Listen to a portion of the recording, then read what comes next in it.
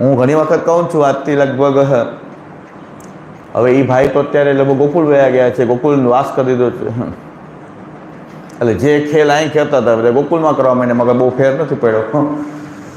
તો એણે એકવાર મને પ્રશ્ન કર્યો હતો આજ 25 વર્ષ પહેલાં, લગભગ 70-72 ઠાકોરજી બિરાતા હતા એવો મનોરથ હતો. 25-30 વર્ષ થઈ ગયા હશે કદાચ. અને લગભગ 70-72 ઠાકોરજી બિરાજતા હતા એવો એક મનોરથ હતો, એમાં હું ગયો હતો. ત્યારે ભાઈએ મને એકાંતમાં પ્રશ્ન કર્યો કે મને આટલા વર્ષથી મરજાદ છે, ખૂબ મનોરથ કર્યા, ખૂબ સામગ્રી કરું, ખૂબ તૈયાર કરવું, પણ એક વસ્તુ છે કે ક્યારેય ઠાકોરજીમાં પ્રેમ થયો જ નથી.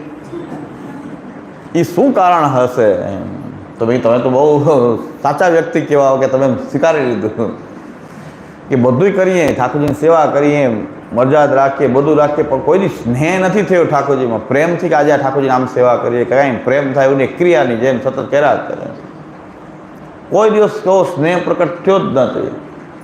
તો એ કે મને એમ આવે છે કે કાંઈ અસમર્પિત તો લેતા નથી. આ મનોરથમાં લે છે, અસમર્પિત એને ન લાગતું હોય ને, તો મને નથી ખબર લાગતું. એટલે મને આ જ પ્રશ્ન હતો કે આ મરજાદીઓની બુદ્ધિ કેમ ખરાબ છે? લૌકિક લોકોની બુદ્ધિ તો ખરાબ હોય, પણ મરજાદીની બુદ્ધિ કેમ ખરાબ છે? મને એમ થતું કે આ અસમર્પિત કાંઈ જીવનમાં કાંઈ ગ્રહણ કરતા નથી, બધું સમર્પિત ગ્રહણ કરે છે. તો ત્યારે મને આનો કંઈ ભેદ સમજાય, પછી મને સમજાઈ ગયો. પછી ધીરે ધીરે મહાપુરુષના ગ્રંથ જોવાથી મને સમજાવ્યું કે આ સમર્પિત હતા જ ક્યાં, બધા અસમર્પિત જ હતા. સમર્પિત તો છે જ નહીં. આ લોકો મનોરથમાં ભટકવું હોય તો અસમર્પિતતા છે, સમર્પિત તો છે નહીં. તો એ ભાઈએ મને પૂછ્યું તો અત્યાર સુધી કોઈ આવો મરજાદી મને મળ્યો નથી જેવો સ્વીકાર કરી લે કે પ્રેમ તો કોઈ દી થયો નથી. પ્રેમથી ઠાકોરજીની સામગ્રી કરીએ, કે પ્રેમથી શૃંગાર કરીએ, કે પ્રેમથી સેવા કરીએ, એવું કોઈ દી બન્યું નથી. કદાચ કે ચા પીતો એટલે થતું હશે કે એ ભાઈને એમ શંકા એમ ગઈ કે ચા સમર્પિત લે ભોગ ધેરા વગરની, તો આ ચાને કારણે આ બધું થતું હશે. હવે ત્યારે મને ખબર પડે શેના કારણે થાય એ તો મને ખબર ન પડે. ચાને કારણે થાય છે કે આ મનોરથમાં આપણે બધા આવ્યા છીએ એમાંથી જ થાય છે. તો એ તો કાંઈ મને સમજાણું નહોતું કાંઈ. તો એણે પૂછ્યું, હવે એને આ સૌરાષ્ટ્ર છોડીને ગોકુળ વાસ કરી દીધો છે, એટલે અહીં પણ ખેલ કરતા ગોકુળમાં કરે છે. કાંઈ બીજું અત્યારે કાંઈ ફેર તો પડ્યો જ નથી, જ્યાં ગોકુળમાં આ ખેલ ચાલુ જ છે. ઓર પ્રગતિ કરી લીધી છે ગોકુળમાં. ગોકુળમાં રહીને તો હરિનાજે વિડીન મુક્તાસ્તે મગ્ના ભવ સાગરે. હવે તો જે પાપાચરણ અહીં કરતા હતા સૌરાષ્ટ્રમાં, હવે એ પવિત્ર લીલાભૂમિમાં કરવા માંડ્યા છે. એટલો ફરક થયો. આ તો શું થાય? આસુરોયમ જીવિતિ નિર્ધાર. આ તો આસુરાવેશ સિવાય શું? વ્રજમાં જઈને શું? આસુરોયમ, આસુરાવેશ જ ભરેલો છે. આસુરોયમ જીવિતિ નિર્ધાર. એટલે આપણે આશીષ શાહ જે છે એ નામ લઈને ગોકુળમાં એનું નામ લઈને બોલે જ છે એ ભાઈનું. ગોકુળમાં ફલાણો ભાઈ, એની યાર ઓલી ફલાણી બેન, બે ધ્યાન રાખજો, ગોકુળમાંથી પકડી લેવામાં આવશે. એને બધી જગ્યાનું નામ નહીં ખબર છે કે ભાઈ અમદાવાદમાં આવા લોકો, આટલી એટલી બહેનો, એટલો ભાઈ, સુરતમાં આટલા ભાઈ, એટલી બેન, સમજી જાજો, ચેતી જાજો, ઓળચીથી રેડ પાડીને પકડી લેવામાં આવશે, ધ્યાન રાખજો. હવે એટલે એનું નામ બોલે, મેં કીધું આ તો હું ઓળખું છું, આ તો ગોકુળમાં અહીંયા લીલા શરૂ કરી દીધી, એટલે ગોકુળમાં આખી લીલા વિહાર શરૂ કર્યો. એટલે અધમતા વધીને સૌરાષ્ટ્ર ભૂમિમાં કરતા હતા એ હવે ગોકુળમાં કરવા માંડ્યા. તો આસુરોયમ જીવિતિ નિર્ધાર. આમાં ચા શું કરે બિચારી? આ બધા ખેલ બંધ કરે તો આપોઆપ શરૂ થાય. તો ચા થોડી નડે, એટલી બધી આ ખેલ નડી રહ્યા છે. એટલે હમણાં જ વાત થઈ હતી, અહીંનું જ ઉદાહરણ આપું કે ભાઈ ઠાકોરજીની સેવામાં કાંઈ વાંધો નથી, પણ પરિવારના સભ્ય એમ કહે છે પુષ્ટાવો નહીં, સેવા બધી કરો પણ પુષ્ટ ન કરાવો. તો હવે આમાં શું થઈ ગયું કે સેવા કરવાની છૂટ છે, આમાં કહે પુષ્ટાવે ઠાકોરજી, પુષ્ટ કરાવી લીધા એવી ખબર પડે તો ઝઘડો થાય, તો સેવામાં વિક્ષેપ થાય. એના કરતાં સેવા જ કરવાનો આપણો મનોરથ છે, સેવા કરતા રહેવું જોઈએ, તો પુષ્ટ ન કરાવવું. તો બાધકાનામ જે સાધન જે છે એનું જેના કારણે પ્રતિબંધ થવાનો છે એ વાત જ કપાઈ ગઈ. હવે સેવા થઈ રહી છે ને આપણે સેવા કરવી છે, સેવા કરવી છે. સંપત્તિથી આવી શકે એવું જરૂરી નથી. નહીં, સંપત્તિ હંમેશા પ્રતિબંધ કરે એવું જરૂરી નથી. પણ સંપત્તિ હોવાને કારણે ભગવાન ભૂલાઈ જવા અને સંપત્તિમાં આસક્ત થઈ જવું એ ખરાબ છે. સંપત્તિ ખૂબ હોય, આપણા રાજાઓ બધા સેવા કરતા હતા, અખૂટ સંપત્તિઓ હતી પુરુષોત્તમદાસ શેઠ પાસે, પણ ઠાકોરજીની સેવામાં કંઈ સંપત્તિ એમને બાધક કરી નહોતી. દામોદરદાસ સંભલવાળા અખૂટ સંપત્તિ હતી એમની પાસે, પણ પોતાના ઠાકોરજીનું જલ પણ એને શરમ નહોતી આવતી, એ બહાર પોતાના હાથે જલ ભરતા હતા, તેમને શરમ ક્યારેય આવી નથી. સંપત્તિ હંમેશા બાધક કરે એવું જરૂર નથી, પણ આપણામાં ઠાકોરજીમાં આપણું ચિત્ત ન રહેવું અને કેવલ લૌકિક આસક્ત વિષયાસક્ત થઈ જવું એ પ્રતિબંધક છે.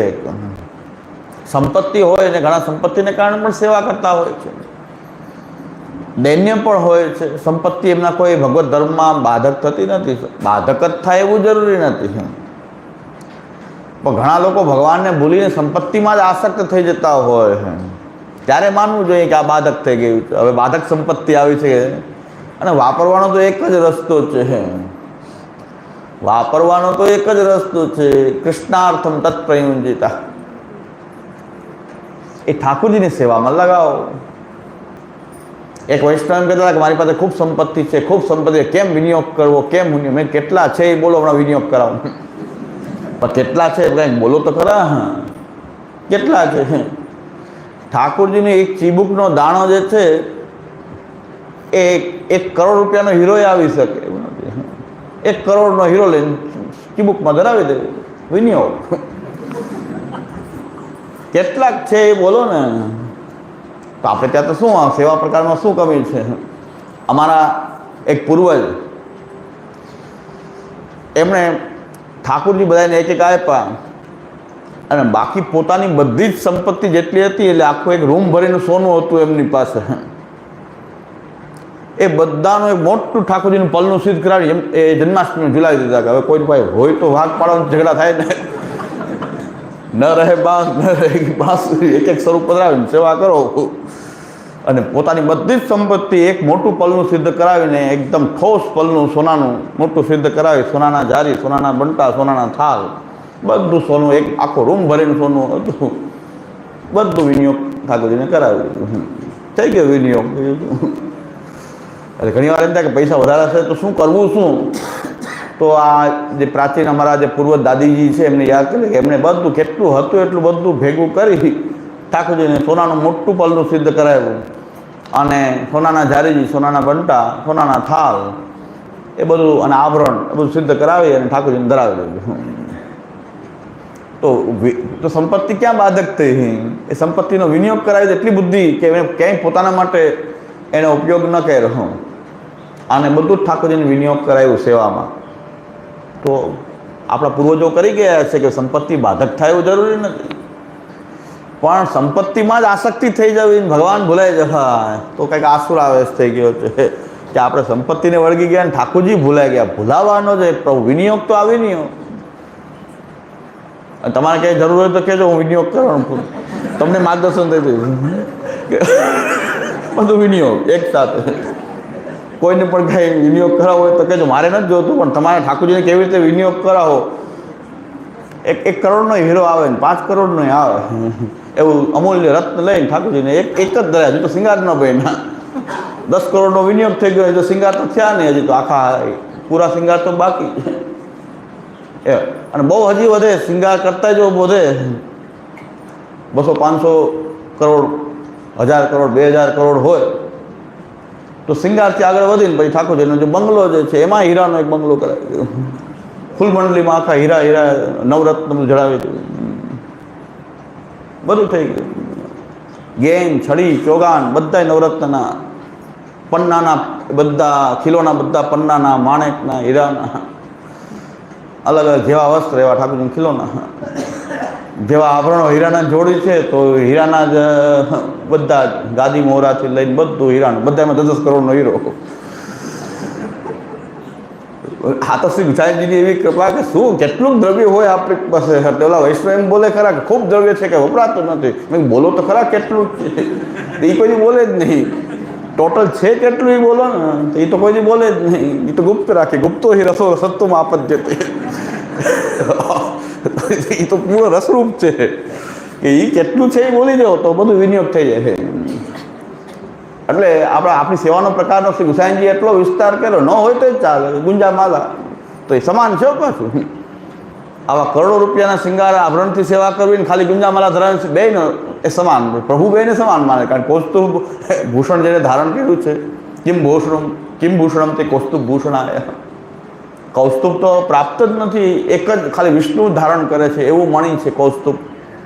હવે એવું ધારણ ભગવાન કરતા હોય તો પછી હીરા પન્ના માણેક મોતી એનું શું મૂલ્ય છે. પણ છતાં આપણે હોય દ્રવ્ય તો પ્રભુની સેવામાં વિનિયોગ કરીએ. અને કોઈ ગુંજામાલા તરીને સેવા કરતું હોય, પાછું પુષ્ટિમાર્ગમાં બે સમાન ગણે. ફલમાં જોઈએ તો ઓલાને વિશેષ ફલ મળશે હીરા પન્ના માણેકવાળાને, અને એક ગુંજામાલા ધરનારને ઓછું મળશે એવું નથી. જેની કરતાં કાંઈ નથી, ઠાકોર ગુંજામાલા ધરીને પણ સેવા થઈ શકે છે. એટલે પદ્મનાભદાસજી જો ચણા ભોગ ધરતા હોય તો પછી એની પાસે શિંગાર શું હોય? શિંગાર કે વસ્ત્ર આભરણ શિંગાર તો શું વાત કરવી. કારણ કે ચણા ભોગ લોટ પણ નહોતો ક્યારેય, અને આખી જીવન નિર્વાહ કર્યો લોટ પણ નહીં, ખાલી ચણા. તો એમની પાસે શિંગારની શું અપેક્ષા રાખી શકાય કે શું હશે સાહિત્ય અને શિંગાર? અને તોય ઠાકોરજી એમ કહે કે મહાપ્રભુજીની ઘરે નથી જવું, પદ્મનાભદાસજીની ઘરે જ બિરાજવું છે. મહાપ્રભુજી કેટલી સામગ્રી રોગાવે તો ત્યાં નથી પધારવું. અને એ પદ્મનાભદાસજીની યાદી એવી રાખી, ગિરધરજીએ 56 ભોગ કર્યો તો પણ ઠાકોરજી કીધું કે એક છોલા જેવો આમાં સ્વાદ નથી.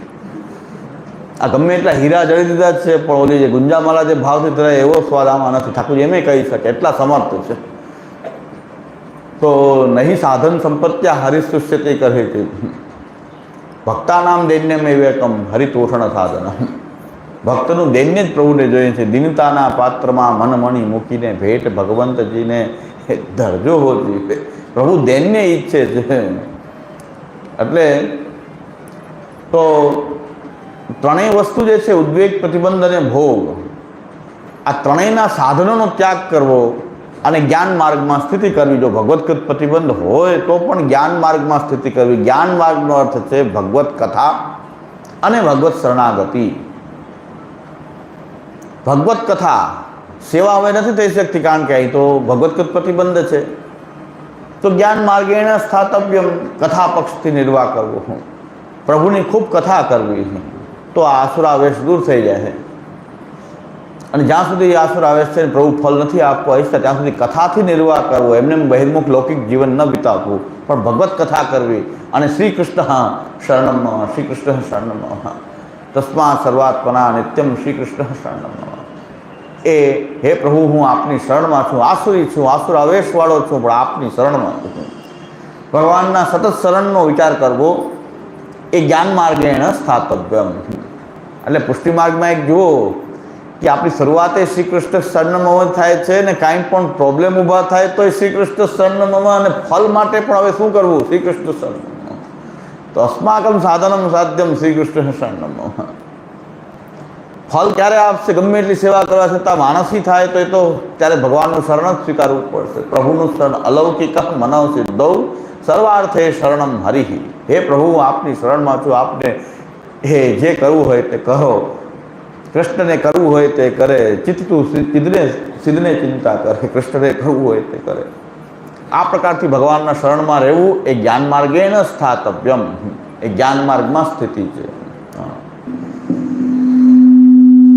જ્ઞાન માર્ગનો અર્થ મર્યાદા માર્ગી જ્ઞાન માર્ગ નથી. આ પુષ્ટિ માર્ગની કથા અને શરણાગતિ રૂપ જ્ઞાન માર્ગ છે. એટલે પુષ્ટિ જીવ તો છે પણ હવે અહીં એને ભગવત્કૃત પ્રતિબંધ છે પુષ્ટિ જીવને. અને પુષ્ટિ જીવ નથી તો પછી મર્યાદા માર્ગી માર્ગમાં સ્થિતિ કરવાનું કહે છે. તો જ્ઞાન માર્ગ એટલે અહીં કથા, ભગવત કથાના માર્ગમાં સ્થિતિ કરી. એટલે હવે એમને હજી બહિર્મુક્તાની તો બહુ વધી જશે, પણ હવે સેવા નથી તો કથા અને શરણાગતિ આ માર્ગ જે છે એને જ્ઞાન માર્ગ કહેવામાં આવ્યું છે, મર્યાદા માર્ગી નહીં. આસુરાવેશી છે એટલે એનો અર્થ આસુરાવેશ ગણવાનો. આસુરીનો અર્થ અહીં આસુરાવેશી, એટલે આસુરાવેશ છે. આસુરોયમનો અર્થ અહીંયા આસુરાવેશ છે. સંસારાવેશ દુષ્ટાનામ ઇન્દ્રિયાણામ હિતાય વૈ કૃષ્ણસ્ય સર્વસ્તુની ભૂમ્ન ઈશસ યોજયે. તો સંસાર આવેશથી દુષ્ટ થયેલી આ ઇન્દ્રિયો જે છે, સંસાર આવેશ દુષ્ટાનામ ઇન્દ્રિયાણામ હિતાય વૈ, કૃષ્ણસ્ય સર્વવસ્તુની ભૂમના ઈશસ્ય યોજે, એમ મહાપ્રભુ કહે છે કે આ એક આસુરા વેશ છે. આસુરી તો એનો ઉપાય બતાવવાની જરૂર જ નથી, પણ આસુરા વેશ છે. જેમ કે આ જય વિજય જે છે એના 3 જન્મ જે છે આસુરા વેશવાળા થયા, એ આસુરી નથી. ભગવાનના વૈકુંઠના એ દ્વારપાલ છે, પણ એના 3 જન્મ જે થયા એ આસુરા વેશ છે. એ 3 જન્મ સુધી એના આસુરા વેશ છે. આપણે એમ કહીએ કે અત્યારે ભગવત પ્રતિબંધ છે, પણ મૂળ દેવીજી હોવા છતાં પણ આસુરા વેશી એ 3 જન્મ શું 10 જન્મ સુધી પણ હોઈ શકે. એ તો ભગવાન જ જાણી શકે. એટલે ભગવાન એને પ્રતિબંધક થઈ રહ્યા છે કે આસુરાવેશ પ્રભુએ વિચાર્યું છે કે આનો આસુરાવેશ નિવૃત્ત 10 જન્મ પછી થાય. પ્રભુને તો વરણમાં એક પ્રભુ જ જાણી શકે આ વરણની રીત, બીજા કોઈ ન જાણી શકે કે કેટલા જન્મો પછી આપણને સહસ્ત્ર પરિવર્તન સુધી આપણા અંદર આસુરાવેશ જ હતો ને. સહસ્ત્ર પરિવર્તન પછી આપણે ભગવત સન્મુખ થયા. નકર આપણે શું શું બન્યા હશું, શું શું કર્યું હશે, શું શું થયા હતું. અને એ જ તો બધું આ બધું બોલે છે અત્યારે. હા, હજારો જન્મો સુધી આપણને જે અધ્યાસો પડી ગયા, ક્યારેક શું બન્યા હશું, ક્યારેક પક્ષી બન્યા હશું, ક્યારેક જંતુ બન્યા હશું, કીટક બન્યા હશું, ક્યારેક કોઈ મર્યાદા માર્ગી રહ્યા હશું, ક્યારેક કોઈ પ્રવાહ માર્ગી રહ્યા હશું, ક્યારેક કેટલાય સાચા ખોટા કામ કર્યા હશે. એ બધું તો અત્યારે નીકળી રહ્યું છે. તો આપણે કહેવાય બહુ દુઃખ છે બધું. એ તો ભાઈ પહેલાંનું નીકળી રહ્યું છે. જે આયુર્વેદવાળા જે છે ને એ બધી રોગને ઉખેડે. એટલે આપણે એમ થાય કે કાંઈ ફરક જ નથી દવાથી. દવા આપે એટલે બધું નીકળે, ગરમી પણ નીકળે ને ખૂબ ઝાડા ઉલટી થાય ને, એટલે ખૂબ પેટમાં દુખાવો પડે. અમારે એક વૈદ્ય એમ કહેતા કે પેટમાં દુખાવો જો ન ઉપડો હોત ને તો મને ખબર ન પડે કે દવા અસર કરી કે ના. ઉપડો એટલે હવે એટલે ઓલા બધા દવા બંધ કરી દીધી. વળી કે આ તો ખરેખર દવા અસર કરી એટલે બધું જ ખોતરીને બહાર કાઢી રહ્યા છે. તમને એમ લાગે કે આ દવાથી તો વૈદ્યું, એ વૈદ્યું નથી. મને એમ થાય કે આ બરાબર દવા અસર કરી રહી છે. હવે વૈદ્યોની પદ્ધતિ અત્યારે બધા લોકોને ઉલટી લાગે, પછી કે અમે તો બધું બહાર કાઢીએ. એટલે આપણે પણ એવું છે કે હવે ઠાકોરજી પણ હવે એવા વૈદ્ય છે કે આ બધું હજારો વર્ષોનું ભેગું થયું ને બધું કાઢી રહ્યા છે. થોડી તકલીફ તો થાય ને, જરા ઉલટી થાય. જે કાંઈ દુઃખ આવી રહ્યા છે ભાઈ આપણે કરેલા જ છે પૂર્વ કેટલા સહસ્ત્ર પરિવર્તન. રોજ ગદ્ય મંત્ર બોલીને ખબર પડે સહસ્ત્ર પરિવર્તનમાં શું શું નહીં કર્યું હોય. અને અહીંયા જે બ્રહ્મ સંબંધ લીધું એની પહેલાં આપણે શું શું ખેલ કર્યા છે, હજી ક્યાં આપણે કંઈ મૂક્યું છે. તો આટલા જન્મમાં તો પેલું ભેગું થાય તો કેટલું થાય.